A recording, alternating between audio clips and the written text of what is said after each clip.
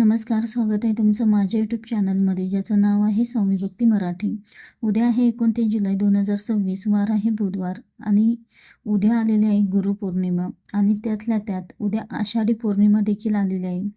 तर गुरुपौर्णिमेला आपण महाराजांच्या सेवेबरोबरच काही उपाय देखील आहे, जे केल्याने आपल्या आयुष्यातील बळ आणखीनच मजबूत होते आणि गुरूंची कृपा आपल्यावर अखंड राहते. तुमचा कोणताही गुरु चालू असो, 5वा, 8वा किंवा 12वा, तरीसुद्धा आपल्यावर जेव्हा गुरूंची कृपा होते ना, तेव्हा आयुष्यामध्ये कुठल्याही नक्षत्र हे खराब असेल तरीही त्याचा आपल्यापर्यंत प्रवाह येत नाही. कारण महाराज हे सर्व निभावून नेत असतात.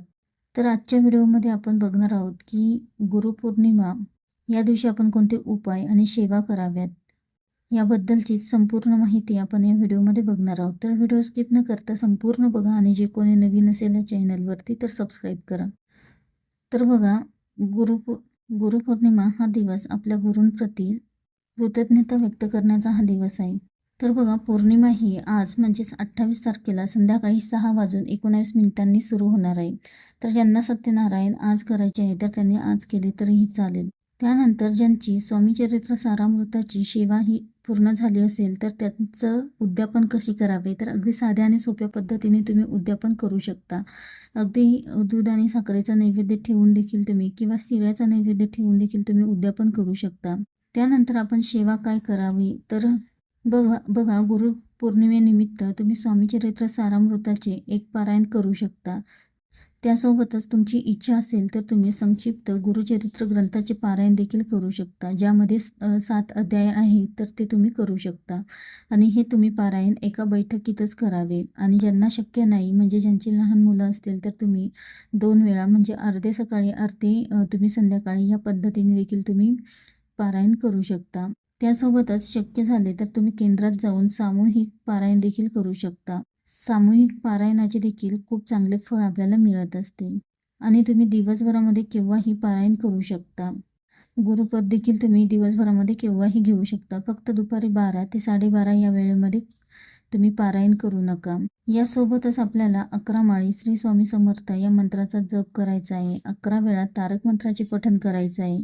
तुम्ही जितक्या सेवा कराल, जितक्या तुम्हाला सेवा जमतील तितक्या सेवा तुम्ही या दिवशी करू शकता. यासोबतच गुरुचरित्र या ग्रंथातील 14वा आणि 18वा अध्याय देखील आपल्याला पठण करायचं आहे. त्यासोबतच तुम्ही केंद्रात जाणार असाल तर तुम्ही औदुंबराला जेव्हा प्रदक्षिणा माराल तेव्हा दिगंबरा दिगंबरा श्रीपाद वल्लभ दिगंबरा या मंत्राचा जप करायचा आहे किंवा दत्त गायत्री मंत्र पठण करून देखील तुम्ही प्रदक्षिणा मारू शकता.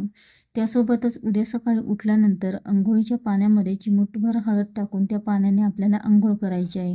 यासोबतच केंद्रामध्ये तुम्ही या दिवशी अन्नदान देखील करू शकता.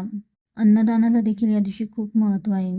त्यासोबतच तुम्ही महाराजांना या दिवशी साधा शिरा देखील नैवेद्य म्हणून तुम्ही करू शकता किंवा पिवळा शिरा तुम्ही बनवू शकता. केळी दान करू शकता. गरजूंना तुम्ही दान करू शकता. तुमच्या यथाशक्तीनुसार तुम्ही पिवळ्या वस्तू गरजूंना दान करू शकता. या दिवशी पिवळ्या वस्तूंना खूप महत्त्व असते. मिठाई तुम्ही दान करू शकता. पिवळी मिठाई, पिवळे लाडू किंवा केळी तुम्ही दान करू शकता. तसेच उद्याच्या दिवशी दान, धर्म, कर्म हे खूप महत्त्वाचं आहे. दिवसभर तुम्ही अखंड नाम जप करू शकता.